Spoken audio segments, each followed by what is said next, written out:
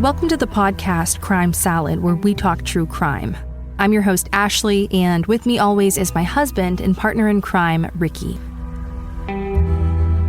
The purpose of this podcast is to honor the victims through ethical storytelling in the hopes of preventing future tragedies. We want our stories to resonate and educate others in hopes that some of these similar cases with identifiable patterns can be prevented.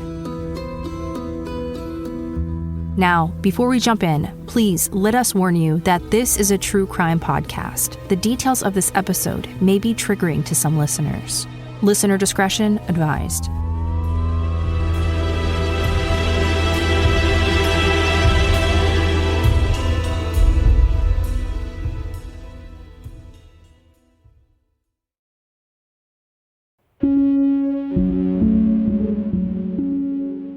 In today's case, the victim was extremely close to death and had accepted his fate as inevitable. He saw no path towards escaping his predicament. His hope was eroded slowly over time. Domestic abuse is a serious problem that affects millions of people around the world. An abuser isn't described with a gender, a body type, or a race. An abuser is just that, an abuser. While it is often thought of as a problem that primarily affects women, men can also be victims of domestic abuse as well.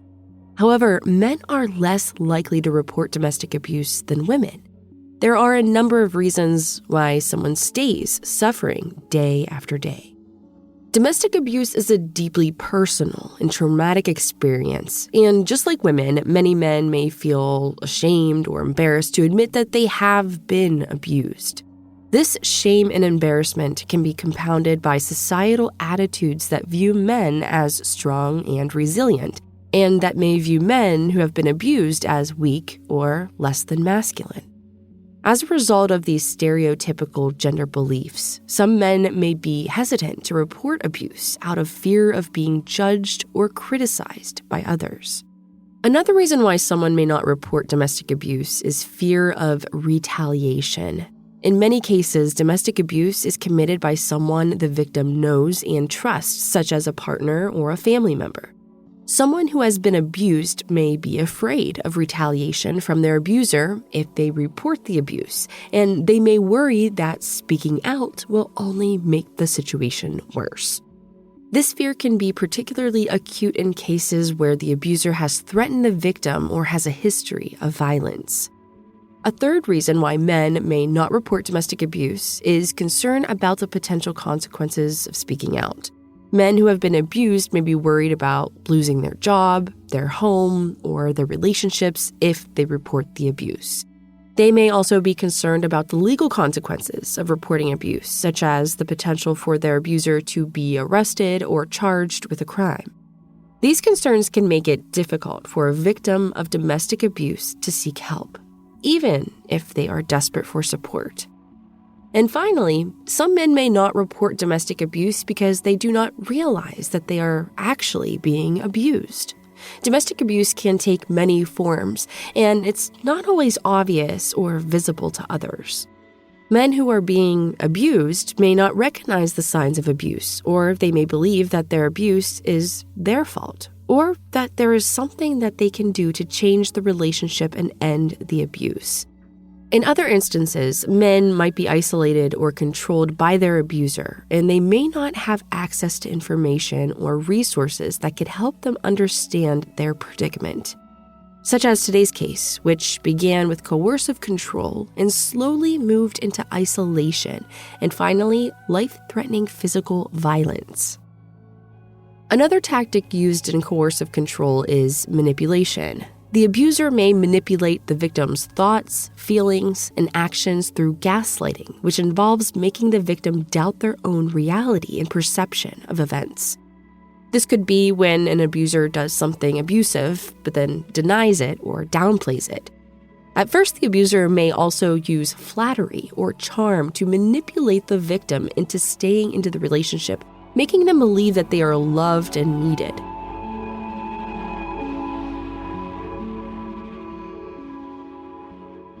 In today's case, the abuse didn't start in the beginning of the relationship. It began slowly over time with flattery and kind suggestions. It was on June 3, 2012, when 16-year-old Alex Skeel met 17-year-old Jordan Worth while attending upper school in the United Kingdom. For Alex, this was the first time a girl had been interested in him, and her interest in him intoxicated him. He couldn't wait for all of his friends and family to meet this beautiful girl who had captivated his attention. In the beginning, their relationship felt easy and destined by the hands of fate, with neither finding anything other than perfection in the other's eyes. Alex grew up with a twin brother with close family and grandparents who adored him.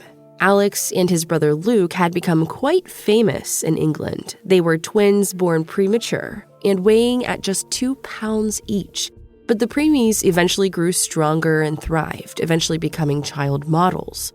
Before meeting Jordan, Alex's interest involved going to concerts with friends, football, playing video games, and spending time with his beloved grandfather, with whom he was extremely close.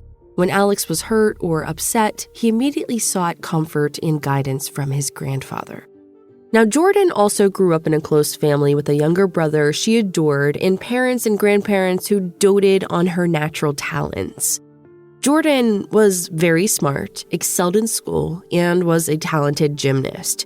She had delicate classic features and was objectively described as quite beautiful. And together, Alex and Jordan made a really cute-looking couple. Alex couldn't wait for his family and close friends to meet Jordan, and for his sake, they tried really hard to like her. However, she made it extremely difficult to do so. At first, Jordan would test out her ability to control Alex with small and helpful comments. She told him she didn't think that he looked good in the color gray, so he immediately stopped wearing it. Next, she told him that she didn't like the way his hair was cut, so he began cutting and styling it the way that she liked. He loved that Jordan cared so much about the small things and was happy to accommodate her request. Eventually, her demands became absurd and outrageous, yet he continued to accommodate them. One of their biggest areas of contention was Jordan's unhinged jealousy. Jordan was convinced that he was constantly cheating on her and would demand he allow her to go through his phone. She would block his friends and all females, including a close family friend's daughter. Jordan became convinced that this girl, who was only 15 at the time, was after Alex. She would take his phone and send the girl terrible messages, telling her that she was fat, ugly, and he could never like her. Then she would delete the messages, eventually demanding that Alex block her from his phone. And instead of being alarmed at Jordan's outrageous behavior, he became alarmed at how he was going to hide all of these things that she said and did to his family. She would repeatedly smash and destroy his phones, leading him to explain to his family, once again, why he didn't have a phone. She also did things to turn Alex against his family. In one instance, the entire family went to see a live showing of The Lion King, and during intermission, Jordan disappeared. She watched from a hidden area while they became upset trying to find her. And she didn't think that his family looked hard enough for her, proving her theory that they didn't like her very much. In reality, she was trying her best to separate Alex from his family. Eventually, when she came out of hiding, she laughed and thought it was a hilarious prank. For Alex's 18th birthday party, she refused to attend because she wanted the daughter of his parents' close family friends to be excluded from the invite list. He wanted Jordan at his side along with his twin brother while they celebrated their joint milestone birthday. Eventually, Alex convinced Jordan to attend, insisting that he didn't even know the girl would be in attendance. Of course, she was in attendance, and this drove Jordan into an uncontrollable fit of anger. She screamed and yelled at Alex's friend, telling her she was ugly and fat, and Alex would never want her and never love her. She also tried to physically attack her before being separated by other people in attendance. Alex's mother demanded that she leave the party. She told Alex if he didn't go with her, then the relationship was over. Alex loved Jordan, but realized that her behavior wasn't normal and took this opportunity to end their relationship. Over the next few weeks, Jordan tried very hard to get Alex back under her control, but he wasn't having it. He was truly done this time, and Jordan blamed his parents for her loss of control. That's when she showed up on his mom's doorstep claiming to be pregnant, and they all assumed that she was lying, and this was just another ploy to get him back under her control. He told her that he didn't believe her. However, he said if she really was pregnant, he would of course be responsible for his child. For the next year, Alex lived his life. He began coaching football, which was his dream job, and went about life.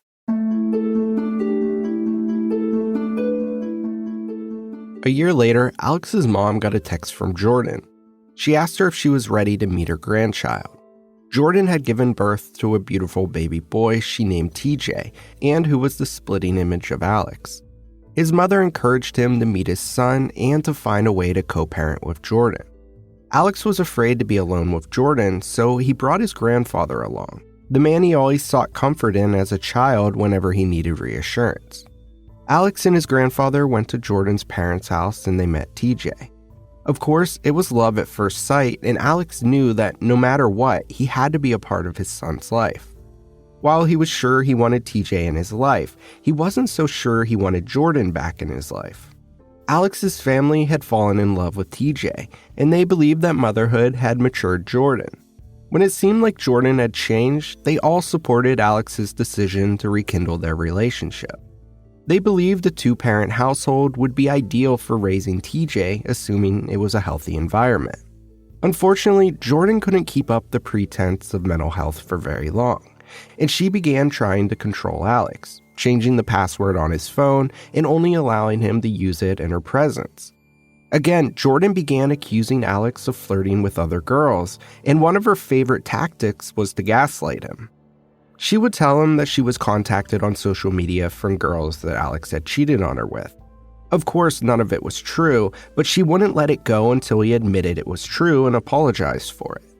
Gaslighting in the context of domestic abuse can be extremely damaging. It causes the victim to question their own perceptions and even their own sanity. Jordan would quite often use the gaslighting technique to control and manipulate Alex. It doesn't matter if Alex truly believed it or not. What mattered to Jordan was that she was able to manipulate him into admitting something that was contrary to reality. Jordan weaponized her jealousy against Alex. By being possessive and controlling, she was able to limit Alex's free will and autonomy. She sought to control everything about him, down to his private thoughts and his feelings. The final straw for Jordan was when the daughter of the family friend was once again at Alex's house. She made accusations against the girl and called her horrific names until Alex's mom insisted she leave her home and move back in with her parents. She packed up TJ and all of her things into her car and told Alex if he didn't leave with her that night, she would never allow him to see TJ again. The next time Alex would see his family would be 2 years later and nearly 10 days from death. Alex and Jordan and baby TJ moved in with Jordan's parents in Bedfordshire. Alex worked and Jordan went to school at the University of Hertfordshire, where she planned to study to become a teacher. To family and friends, Jordan was a dream come true. She loved animals, volunteered at shelters, and raised money for starving children in Africa. Despite everything going well in her relationship, she was still concerned that Alex might go back to his family. She knew in order to truly have what she wanted, she needed to remove his family as a source of support. She closed down Alex's Facebook account and opened a new account that only she controlled. The profile photo was a photo of Alex and Jordan kissing. When his friends or family would direct message the account, Jordan would respond pretending to be Alex. She would tell them that she hated them and never wanted to hear from them again. And at this point, Jordan also had control of Alex's phone. When his grandfather texted, she texted back pretending to be Alex. She told him that all he needed was Jordan and his son and wanted nothing to do with his family ever again. And obviously, they never for a moment believed it was Alex responding, but they knew they had to wait for Alex to come to them when he was finally ready. At one point, Alex's mother's best friend decided she had had enough. She knew that Alex and Jordan had eventually moved into their own apartment and decided that she would go and look for them since she knew the name of the street. She knew that Jordan loved elephants, and when she saw an elephant in a window, she knew that she had found the right flat. She knocked on the door demanding to speak to Alex. Through the door, she told him that his mother worried constantly and missed him and wanted to reach out. Through the door, Alex was instructed by Jordan to tell her if she or his family came by, that he would call the police on them for harassment. He told her that he hated his family and wanted nothing to do with them, all at Jordan's insistence. Later, he would say that this was one of his darkest moments. But things were about to get darker for Alex. He and Jordan moved out of her parents' home. Jordan had even more control over him now. She demanded he quit his job because it was time away from her that she didn't control. She insisted that he come to class with her and wait in the car while she attended university classes. Occasionally, she would allow him to sit in the library on a computer. However, he couldn't erase his computer history, and she would go over it to make sure that he didn't try to contact his family or friends.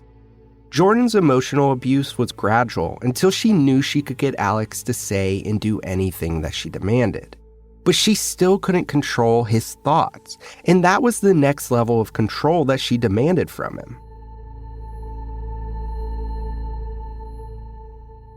Because of this insidious nature of emotional abuse, it can be difficult for victims to recognize when it's happening. Once an abuser has broken down the victim's ability to trust their own perceptions, the victim is more likely to stay in the relationship, even willing to allow the abuse to escalate. In Alex's case, this is exactly what happened. Jordan began keeping a hairbrush in her car, and she would use it to strike Alex if he failed to answer her in ways that she liked, or if he refused to take part in her repeated interrogation sessions where she would accuse him of looking at other girls. She would strike him with the hairbrush anywhere she could reach while driving. In one incident, she struck him in the mouth, cracking and loosening a tooth. When she refused to allow him to seek medical treatment, he had no other choice but to pull the tooth out himself. Alex was constantly covered in bruises on his hands and face where she would hit him with the brush. And in another incident, Alex and Jordan took TJ to a winter wonderland fair. However, once they arrived, Jordan once again accused Alex of communicating with other girls.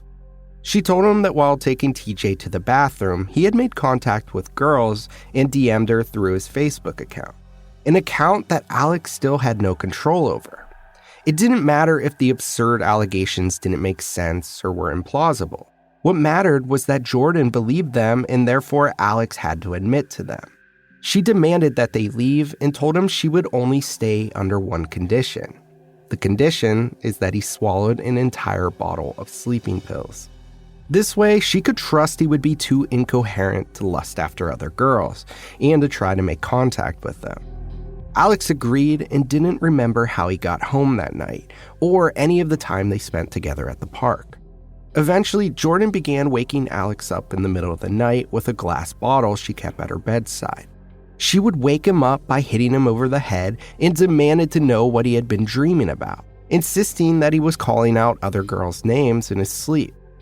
She would allow him to then fall back asleep, only to wake him up again by hitting him over the head with a bottle, again demanding answers to her questions. In the morning, Alex would be shocked at the face staring back at him in the mirror.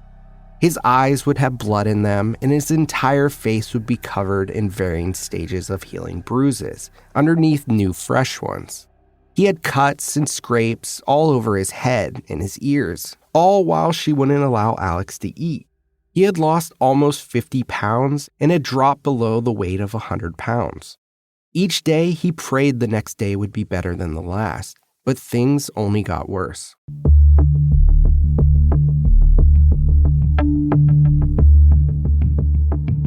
That's when the neighbors began to realize that something was very wrong in the flat where Alex and Jordan lived. They would hear the screams and pleading at all hours of the night, which they assumed was Alex abusing Jordan. But then they began to take a closer look and realized it was Alex in the garden with his son covered in bruises. It was Alex taking TJ to the park, and it was Alex who appeared to be the abused primary caregiver for his son. That's when the police began arriving at the door. Jordan would usually answer the door, bruise-free, and insisted all is well. Now, eventually, Jordan broke her glass bottle over Alex's head, but that didn't stop her from finding a new weapon. That's when she began going to bed with a hammer. She would use the hammer on Alex's head and demanded that he wake up and tell her what he had been thinking about. With the introduction of the hammer, his injuries began to escalate, but the hammer was her nighttime weapon. During the day, Jordan began using a long serrated bread knife to whack him on the knees and the wrist, once even hitting down to the bone. Despite the blood and the severity of his injuries, she refused to allow Alex to be treated at a hospital. He had to use gauze wrap and homemade bandages to stop the bleeding. Once she began cutting him, she escalated her psychological torture as well. It wasn't enough to have Alex's 100% compliance. She had to control his feelings and emotions as well. One day she told him that his beloved grandfather had died. Alex was devastated, but knew he wasn't allowed to show any emotion. She taunted him, telling him that his family didn't want him at his grandfather's funeral. He didn't take the bait and insisted that he didn't want to go. However, he was beginning to show emotion, which enraged Jordan. She only wanted him to have feelings for her and their son. A few hours later, she laughed and told him he was pathetic for crying over his grandfather. That's when she told him that she had been lying and his grandfather was fine. Despite the violent state of their relationship, Jordan believed this was a good time for them to have a second child. She had just graduated from the University of Hertfordshire with a degree in fine arts with plans to become a teacher. Within a few weeks, she was pregnant again and decided that Alex should now sleep on the floor. Alex thought that this was a great idea because it meant that he wouldn't be within reach of her hammer. His optimism was short-lived because that is when Jordan decided to escalate the abuse. Alex reported that she always had a boiling kettle of water available at all times. In an interview Alex gave to the BBC, he stated, quote, "I'll never forget the moment that Jordan first poured scalding water over me. She backed me into a corner of a room in the home we shared in Bedfordshire, holding a boiling kettle. We've been together for 3 years, and what had started with small things, her telling me not to wear the color gray or that she didn't like my hairstyle, had turned into a 9-month campaign of physical abuse. I was scared of her," end quote. For years, Jordan had used coercive control and hits with her handy car brush to keep Alex in line. But it was only when they lived alone without the prying eyes of either sets of parents that the true sadistic side of Jordan was revealed, and by that time, Alex thought leaving was a hopeless dream. He worried that if he left, she wouldn't allow him to see their children, something she always threatened. Jordan had also threatened to kill his family if he ever left her, beginning with his beloved grandfather, whom she cruelly pretended was dead one afternoon, just to see if he would express emotion or grief against her wishes. For 9 solid months, Alex lived in a torture chamber of emotional, psychological, and physical abuse. To this day, Alex can still recall watching the first droplet of scalding water hit his skin in slow motion, and the skin blistering, curdling, and even peeling away. The pain was excruciating, and his screams of horror hit the neighbors' ears as well. After being burned, Alex would beg Jordan to allow him to sit in a bath of cold water. He described it as instant relief, but the relief was always short-lived. After an hour of relief, she would demand he get out of the bath and burn him again with more scalding water. This pattern would repeat for hours until he passed out from the pain. Sometimes she would wake him up by pouring scalding water on his back, which resulted in 2nd and 3rd-degree burns over his back and shoulders. Alex told the BBC in an exclusive interview that, quote, "It was all about the mind games with her. She wanted control over all aspects of my life. I remember lying in the bath with no clothes on. It looked like I was in an oven, cooking. My skin was peeling off. It was absolutely horrible. Alex tried his best not to scream out in pain because this would just further enrage Jordan and result in worse injuries. However, his plaintive cries to please stop and leave me alone couldn't be ignored by the neighbors. On occasion, they could hear her tell Alex to, quote, just go and die already. No one cares about you. During one incident, the police came and they saw Alex's condition and insisted that he be taken to the hospital for treatment. Jordan had begun hitting him on the wrist with a large kitchen knife, once coming very close to severing an artery. His entire wrist had been opened, and the police took him to the hospital. When he was asked how he got the injuries, he would insist that he was self-harming. Jordan would tell the police that she didn't know why he self-harmed, and she found it annoying. While at the hospital, the doctors wanted to perform a surgery on him to repair some of the injured tendons. That's when Jordan appeared at the hospital, and against doctors' orders, she insisted he come home with her. The nurses begged him not to leave with her, and a social worker asked him if he was sure he would be safe, to which he replied that he would be safe.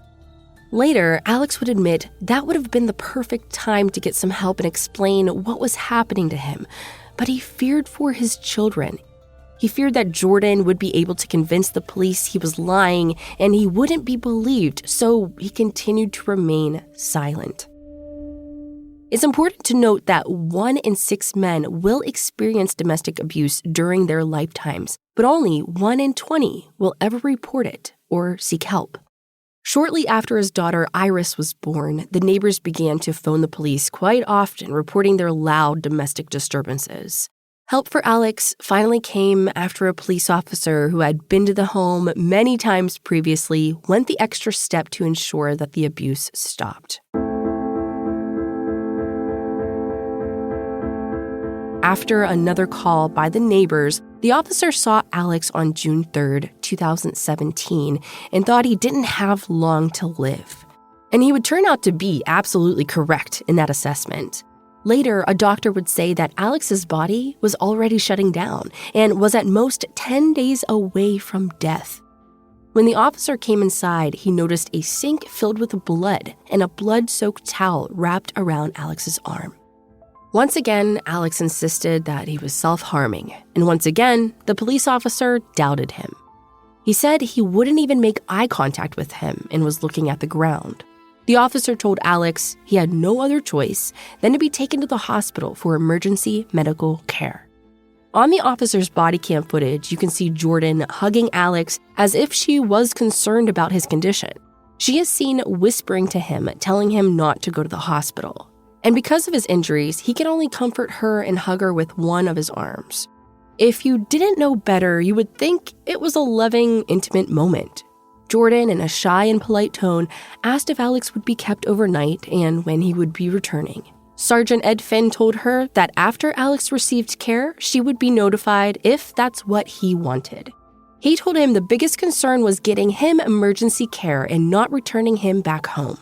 Sergeant Finn knew if he didn't get Alex to tell the truth, he may not survive another incident. He sat him in the police car and again tried to get Alex to tell the truth. But again, Alex denied he was being harmed. Finally, he turned off his body camera and told Alex that it was just the two of them. He said that, "We need to get you help. We need to get Jordan help, and we need to get your children help."